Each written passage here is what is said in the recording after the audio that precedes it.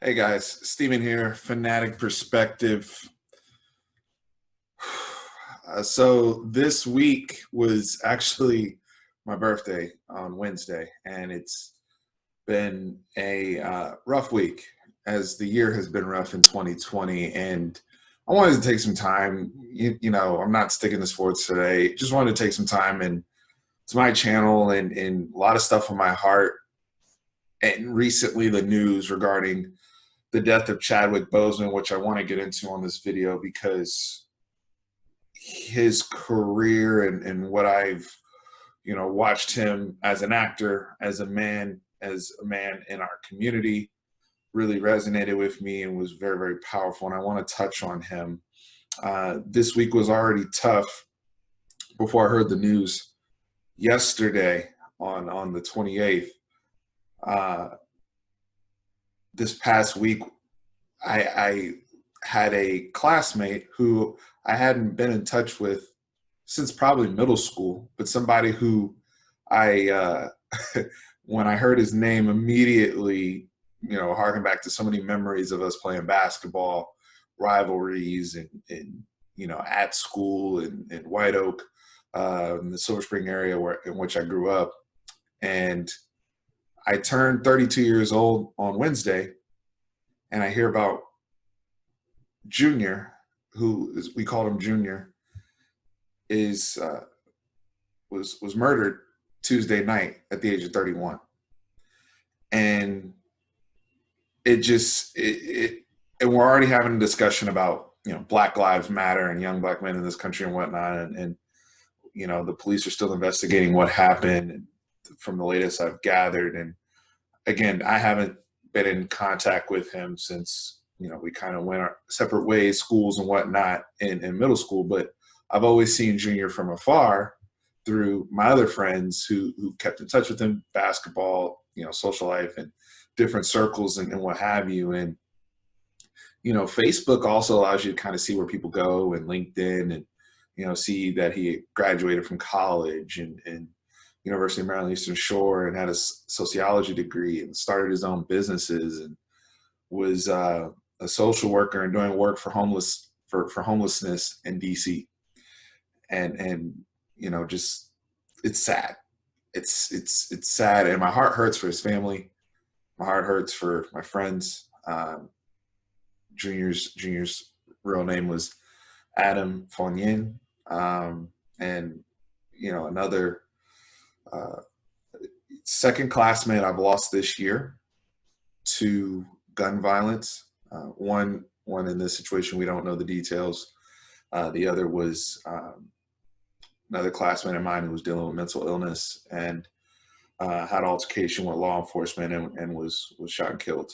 So it's on top of the national discussion. This is stuff that many of us, and I'm sure a lot of folks that know have personal stories or connections with people. So this loss has just been on my heart this week because it's been all over, and it's been all over this year, right? So and just before I get into the Chadwick conversation, I want to also give a shout out to Chris Bennett, CB, on Twitter. He's one of the best Longhorn Twitter. You're not a Longhorn fan if you don't follow Chris Bennett on Twitter, period. Find out today he lost his father this morning, George Bennett. So my condolences to CB and his family. And for those of you who follow him on Twitter, if you haven't seen the news, please reach out to him and send him your well wishes. We need to surround our friend with love during this time. So as I segue to Chadwick Boseman, who we found out was battling colon cancer and died at the age of 43 after being diagnosed, I believe, in 2016. It's just incredible. I tweeted last night, this brother was sick and still chose to give his gifts to the world. And that is a true superhero. That is beyond this world toughness, strength, courage, all the things you talk about when we talk about sports, right? And we talk about what we want to see from people perform, whether it's playing through an injury, playing through heartache, playing through civil unrest, playing through whatever it is that you're going through, in the personal life around the world, what have you. And not only did Chadwick Boseman do that, but he delivered at such a high level at his profession and changed it impacted our culture in such a monumental way over these last 4 years. Because when you look at his resume and what he put together battling cancer, when we're talking about cancer, we're talking about chemotherapy and just the impact and on the body, especially being colon cancer. And I know those of you who watch my videos know what it's like, whether it's a family member, a friend, anyone in your life that has been impacted by any type of cancer. We've all witnessed someone go through that fight or some of you watching may have been in that fight. There are people I'm going to have on this channel during the season that are cancer survivors or currently battling that. So it is definitely something that is so tough to hear. And with all that being said, he had an incredible circle, and folks take lesson of that because they wanted things to be private in the TMZ era and the social media era. No one knew, at least in the public eye, knew about this until we heard the news. Now, I feel terrible because I remember in my group chat, I had seen a picture of Chadwick at, I think it was the Steelers Sunday night game, and he looked so skinny. And I'm like, and I sent a picture to the group. I'm like, yo, is this brother working on another role? Like, what is going on? And we've seen guys do the body transformation, Christian Bale, Matthew McConaughey, Joaquin Phoenix recently. Like, we've seen guys go through that hardcore transformation with their bodies. Even Matt Damon back in the day. So I'm like, and I remember texting somebody, I was like, yo, it's Oscar season. And I had no idea what was going on and why that was. But even in his last days and his last messages, even on Instagram, the COVID relief donation, because that leads me to his breakout role when it comes to cinema of 42. Him portraying Jackie Robinson, and on MLB Day, Jackie Robinson Day, MLB celebrating, the legacy of the man that broke the color barrier in Major League Baseball. And we lose this man that brilliantly portrayed Jackie Robinson, that opened up those opportunities. Let that also be a lesson for us to keep moving forward in our dreams and our passions, because he was, 36 years old when that came out, when you think about it. And we're over here looking for our big break at 22 or 23. And it just goes to show, he wasn't even Black Panther until his late 30s going into his 40s. And unfortunately, he's gone at 43. And it breaks my heart. I'm still processing as I'm talking and making this video. I wanted to do this yesterday and I couldn't. It's just too much. And it's a lot of trauma, already with what's going on with my classmates and me hurting from my friends who are connected there, and just what's going on in the world and the lack of love and the division that we have. And then somebody who is also, a Howard alum, a part of my Bison family. And if you haven't seen the 2018 commencement speech at Howard University, go do yourself a favor, go on YouTube and go watch that speech right now. It's an incredible speech that Chadwick gave, the commencement speech at Howard University graduation. My brother was actually there working the event. And that was after, that was right during Black Panther and he does the Wakanda salute and everything. And it's so, our Howard family is grieving. It's when I went to Howard, I and I just heard about this story today. When I went to Howard, I was a broadcast journalism major, and I was going to be, reporting to the school of, we called it the School of C, School of Communications, and I walked into the School of C, and they have one of the things that sold me on Howard is just the history and the tradition, and the people that have walked through those halls, people that changed the world that look like me, and it meant something to me when I was 18. It still does today. And seeing then Felicia Allen, now Felicia Rashad, and I hear the story today of in the late 90s, I believe, Felicia Rashad had a acting class, had, I believe, 8 students who were accepted into a theater program uh, over at Oxford University, but they didn't have the funds, or there was some funding issues to where they couldn't afford to send the kids.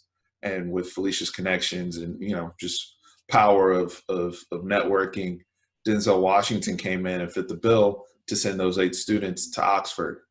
And one of those 8 students was Chadwick Boseman. And he pays it forward 20 some odd years later as the commencement speaker, 2018 Howard University. I haven't touched on the movies yet too much because his impact on the community and his story and his rise and him working despite the illness is the real true highlight here. Because the movies speak for themselves. Okay, 42. We talked about the story of Jackie Robinson, and I'm critical when it comes to biopics and how things are done. And that's still a movie that 7 years later holds up so well, especially relevant in our culture today when we talk about stick to sports and and the whole conversation and the social justice issues married with what we're dealing with sports. And it's a beautiful reminder. And it also is a reminder of how brilliant of an actor Chadwick Boseman is, for him to go from playing Jackie Robinson to portraying James Brown in a very underrated role and Get On Up, where he was fantastic, in my opinion, portraying James Brown. With no James Brown, we don't have Michael Jackson and Usher and all the folks that went after him. And bringing that greatness to screen and their stories and acting almost as a muse, so that our younger generation and people, those of us who weren't not around in the 60s and 70s or Major League Baseball in the 1940s, and bringing that to life and painting that canvas for us to see so that we could learn and immerse ourselves in culture.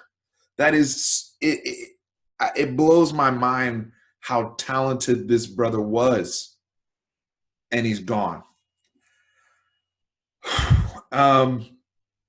Thurgood Marshall. He portrays one of the most, important figures in Black culture. We talk about our government and law and systemic racism and all the things that one has to fight against in this country as a person of color. And his portrayal again of Thurgood Marshall ascending to becoming a Supreme Court justice is incredible. And I am so thankful. I am so thankful that yet again he brings those portrayals to life for us. And then we have to talk about Black Panther, and Black Panther is the signature one when you talk about the MCU.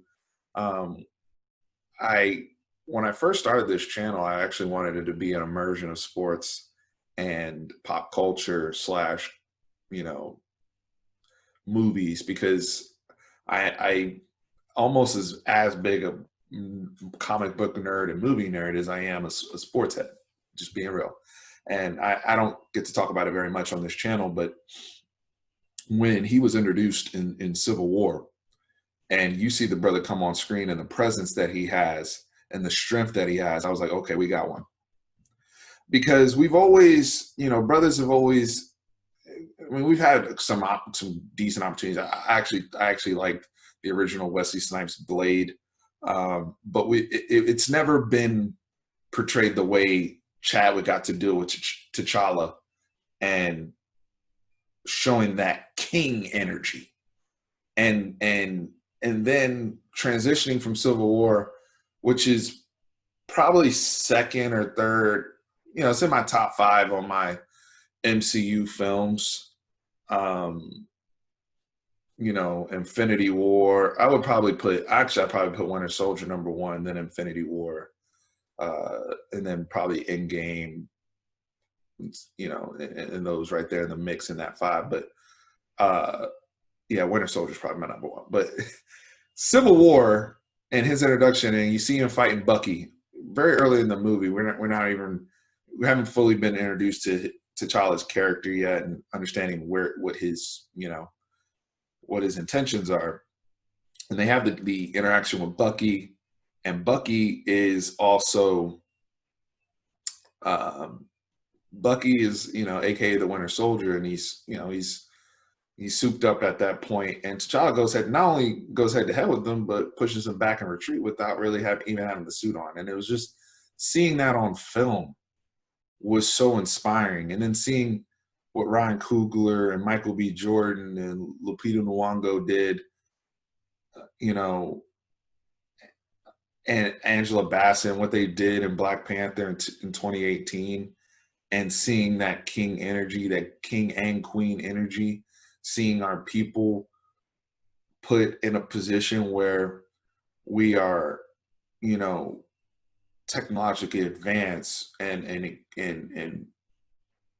intellectually astute. And it was so beautiful on that level, but to see it in the comic book universe, and because there's 2 impacts that in Black Panther in particular have, in my opinion.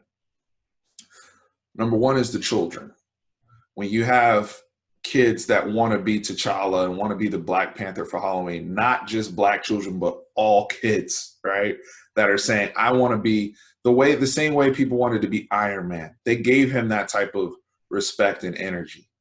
And that's what we've asked for, at least for my entire life and beyond that, right? And, it's always been either outside of the universe, where we've had to get creative and put together something that is really, really cool, but almost rinky-dink when you're going back to like Meteor Man, or the brother that Damon Wayans portrayed. I can't even think of it off the top of my head right now.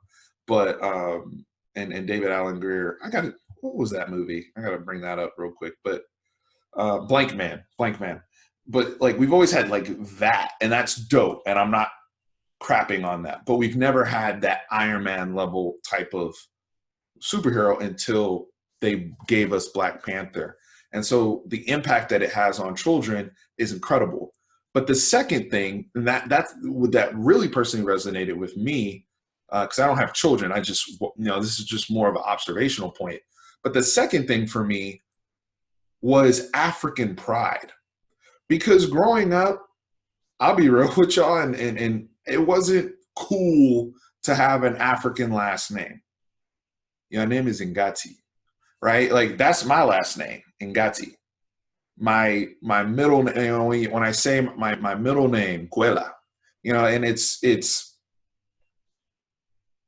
I come from a fantastic lineage in Cameroon, and very prideful people, and people that are successful and come over here.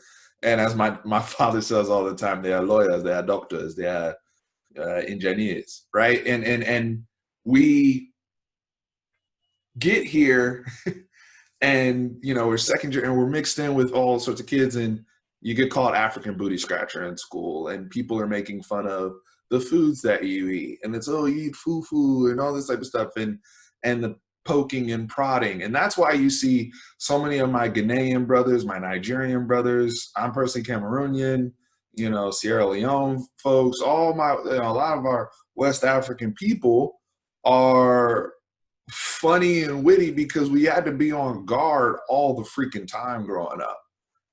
when people can't pronounce your name, and people don't respect your clothes, and now it's cool. Now it's the wave, right?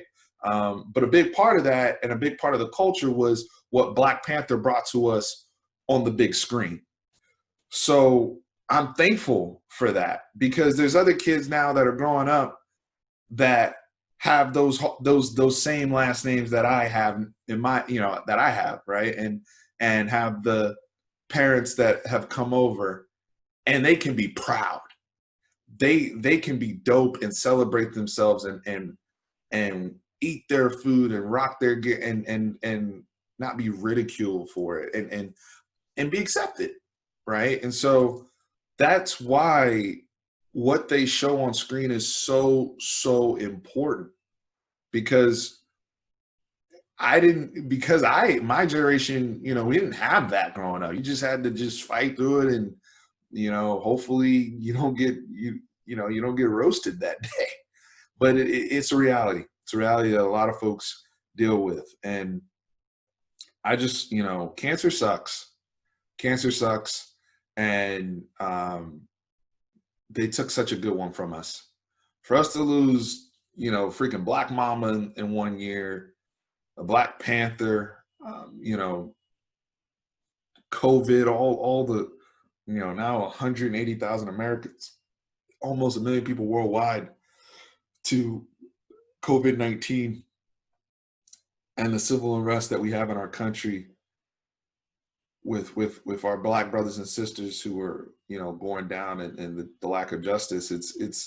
It can be overwhelming, but we have to, one of the things I want to say is just celebrate this time and celebrate Chadwick. But the other thing is I feel inspired. I feel motivated, because if this brother can do what he did, battling stage 3, stage 4 colon cancer, and be as productive as he was, and impactful as he was, and change the world, and you see the interviews and how he was touching, kids that are also sick in a very heartfelt way, and giving them hope, and kids fighting on, trying to stay alive so they can see Black Panther as they're battling their illness, and things of that sort. It's inspiring for me. And it's also a reminder to have a sense of urgency in everything that we do. That's also something I want to share with the brothers out there that mentor with me on a regular basis, and those of you athletes out there who, you don't know week to week if you're going to have games for COVID. You have to attack the way Chadwick did, with a sense of urgency. He was able to get a lot of stuff done, and him and his circle were the only ones that knew that they were on a clock. But in reality, we're all on a clock, and we have a lot to do. We don't know. Tomorrow is not promised, period. So I just want to conclude with that point. And it's tough. We're all, we're working our way through this year. This year has exposed so much to us. But right now, let's celebrate the life of Chadwick Boseman. To my brothers that are grieving out there in the DC area, I'm with you. As you guys are saying goodbye to Junior, and I'm right there with you in spirit. To CB, I'm with you in spirit, and everybody else out there who is struggling. You guys are in my prayers. From a content perspective on this channel, we will be back tomorrow. We're gonna have a lot more output coming with the season right here, and all of our preview series coming out. But I just need to take the time and get this off my chest and share with you guys. So appreciate it. Thank you for listening. This has been a helpful process to get this out. So thank you.